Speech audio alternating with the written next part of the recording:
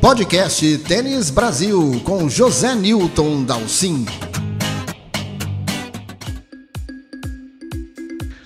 Olá pessoal, sejam bem-vindos a mais um podcast do site Tênis Brasil. O circuito internacional está totalmente paralisado em todos os níveis, vocês sabem, tudo por conta da disseminação do coronavírus pelo mundo. Ainda assim, o podcast não para. Tivemos aí a oportunidade de bater um papo com Larry Passos, o técnico tricampeão de Roland Garros, que esteve no Brasil esse final de semana lá em Goiânia e conversa agora com a gente. Antes de mais nada, muito obrigado, Larry, por este tempinho que você conseguiu para conversar com a gente aqui no nosso podcast. Primeira pergunta, é claro, não pode ser outra a não ser o problema do circuito paralisado. Como é que você viu essa inusitada parada do circuito internacional? Foi mesmo um mal necessário? A situação do coronavírus, ela é uma situação muito difícil, né? Para se lidar, porque se tu ficar, o bicho come, né? Se tu correr, talvez o bicho pegue, né? Então ficou uma situação muito, muito difícil, até por exemplo, para um presidente da República tomar decisões corretas e tal, porque é uma coisa incerta, ele é uma situação muito abstrata, né? Então eu acho que a decisão da ATP, da WTA, ela foi muito em função justamente dessa parte governamental de evitar essas aglomerações, essas coisas, né? Por exemplo, pode ser que não aconteceria nada, e se acontecesse, né? Vamos fazer um exemplo, vou dar um exemplo para vocês que jogam tênis, eu que estive bastante em Indian Wells. É uma região onde a média de idade que vai assistir é muito alta, né? São pessoas de 70 anos, 75 anos. Então eu acho que a decisão foi correta em cancelar Indian Wells, porque quando eu vi que eles cancelaram Indian Wells, eu falei, e eu que estive lá várias vezes, eu posso ver assim que o risco é muito grande nessas pessoas, né? Uma pessoa com asma, por exemplo, uma pessoa com problema de saúde, e seria arriscado, né? Se uma pessoa estivesse no público, 2 ou 3, e sem saber que tivesse o coronavírus, e pode acontecer. Miami é a mesma coisa, né? Acho que o nível, apesar de Miami já ter mais jovens, mas assim mesmo, a Flórida, ela recebe muitas pessoas idosas, né? Então é complicado, né? É complicado. Eu acho que a decisão, sem dúvida nenhuma, é uma decisão que a gente já esperava, né? Que a ATP e a WTA fosse tomar. E a gente pode, às vezes, criticar as decisões dos governos, mas, se tu te pôr no lugar de um executivo, é uma decisão muito difícil de ser tomada, né? Então eu achei que a WTA e a ATP tomaram a decisão correta. E o quanto você acha, Larry, que isso pode afetar os tenistas? Vão ficar aí pelo menos 6 semanas sem atividade, praticamente 2 meses, só treinando. Como é que isso pode repercutir tanto na questão técnica como principalmente na cabeça dos jogadores? Bom, afetar os tenistas, vejam bem, se o circuito de saibro ocorrer, se eu fosse técnico, eu fatalmente daria primeiro uns dias de descanso para o jogador, né? Tirar um pouquinho ele dessa parte da ansiedade de ter que treinar, essas coisas todas. Faria um treinamento especial e montaria uma estratégia especial para ir para o saibro, né? E eu acho que agora o saibro, se todo mundo ficar esperto e se sair realmente do circuito do saibro e chegar... Roland Garros é 20 e poucos de maio, né? Eu não sei exatamente na minha cabeça aqui. Tem ainda Barcelona, Monte Carlo foi cancelado. Então, veja bem, os técnicos, os preparadores físicos têm que montar estratégias agora, justamente para quê? Para preparar os jogadores deles para a época de saibro. Então, de repente, quem sabe o saibro não possa ocorrer algumas surpresas, se os técnicos e os jogadores entrarem em acordo e prepararem bem os jogadores deles para a temporada de saibro, né? Você treinou o Tomás Bellucci e a Bia Haddad, 2 jogadores indiscutivelmente de altíssimo rendimento. Tomás entrou numa fase parece interminável e a Bia, depois do problema dela, terá de recomeçar do zero. Como é que você vê a situação dos dois? Bom, eu praticamente assim não estou muito a par do que tem acontecido, do que aconteceu com o Tomás, né? Puxa, eu acho assim uma lástima, porque eu trabalhei com o Tomás, eu vejo um grande potencial nele e gostaria muito que ele desse a volta por cima e conseguisse voltar a um nível alto, porque o potencial que ele tem é fantástico, né? Eu tive um ano maravilhoso, né? Hoje, olhando para trás, né? Aqueles jogos que ele fez lá em Madrid, Acapulco, ele fez jogos incríveis, né? No Saibro, ele teve com o jogo com o Djokovic com 41 partidas invicta, teve o jogo ali muito perto para chegar top 15 do mundo. Então o potencial que eu vejo nele é muito grande, eu só posso torcer para que ele volte num nível muito alto, né?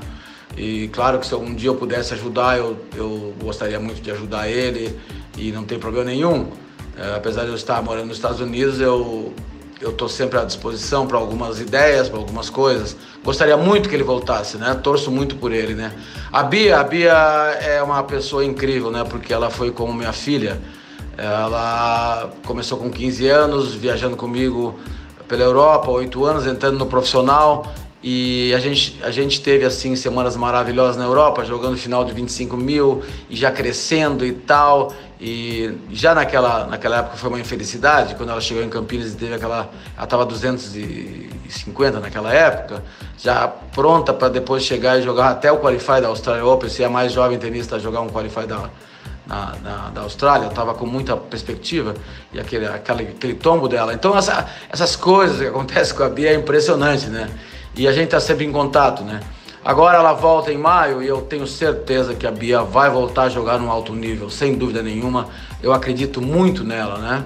Então eu só posso dizer isso e torcer por esses dois jogadores brasileiros, né? E continuar torcendo por eles, né?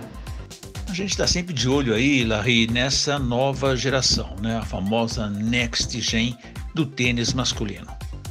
Como é que você tem enxergado esse grupo?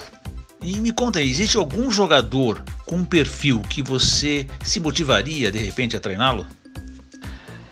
Quando eu vejo esses jogadores, a Next Generation, né, que tá ali, eu lembro muito, assim, quando a ATP, vocês devem lembrar, né, a ATP fez uma foto, Ferreiro, Guga, Lapente, Moya, acho que foi, a Moya tava junto, e tinha o Philippoussis, todos assim com aquela cara de bravo, né, com a raquete.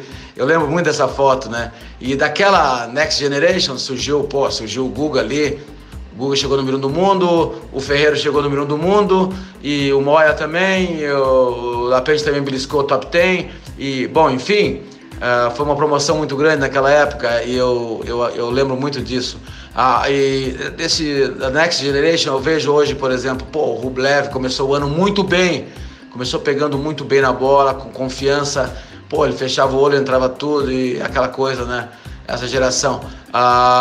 O próprio Zverev também estava muito bem agora, né?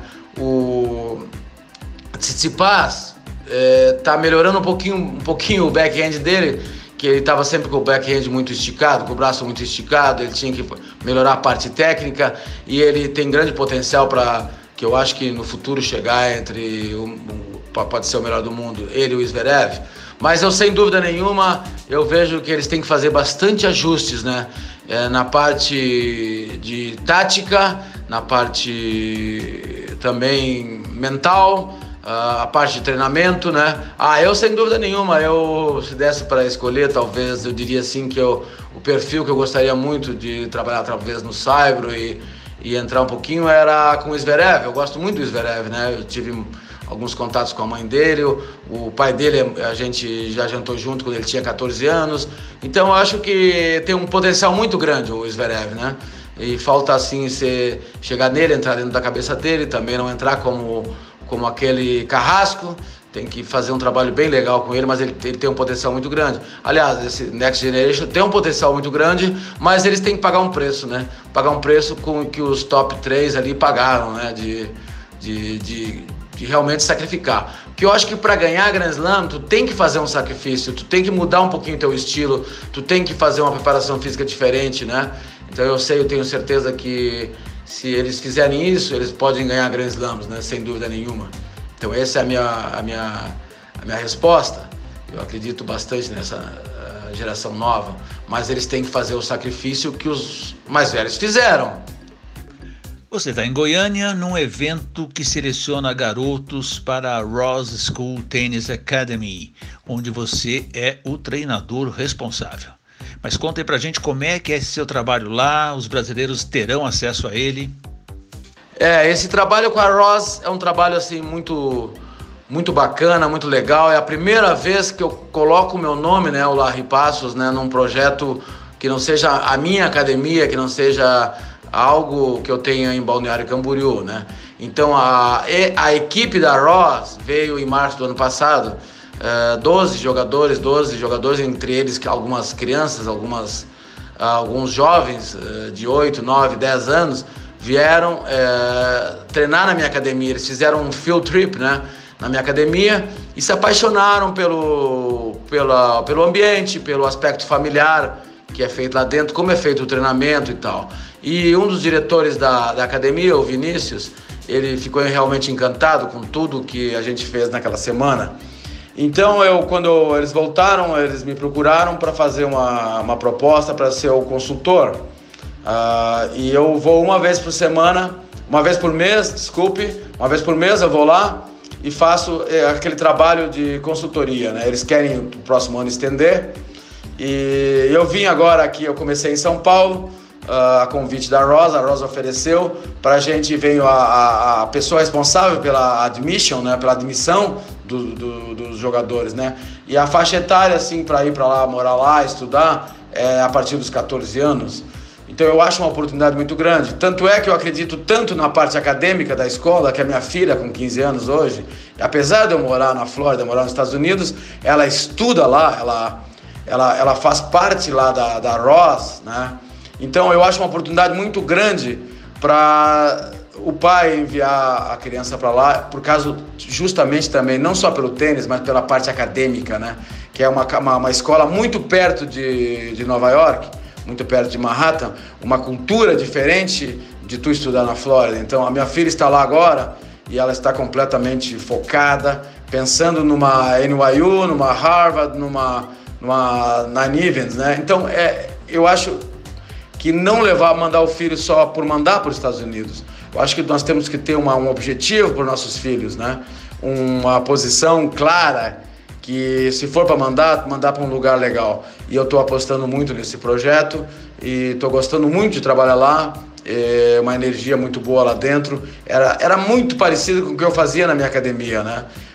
Faz o high school pela manhã, já sai, já entra na quadra à tarde, depois já janta, já faz o homework e já vai dormir. Quer dizer, o foco é total, né? Mas para preguiçoso não dá, né? Pessoal, é para realmente quem tem um foco legal, que queira vencer na vida, né? Larry Passos, quero agradecer demais aí o tempo que você teve para nos atender aqui no podcast. Sei que você está sempre na correria por aí. Quero desejar um enorme sucesso para você nessa nova empreitada. Grande abraço. Eu gostaria de, nesse momento, agradecer essa oportunidade. Que legal, né? Poder participar dessas discussões, dessas coisas do podcast, desse podcast. Então, muito obrigado pela oportunidade.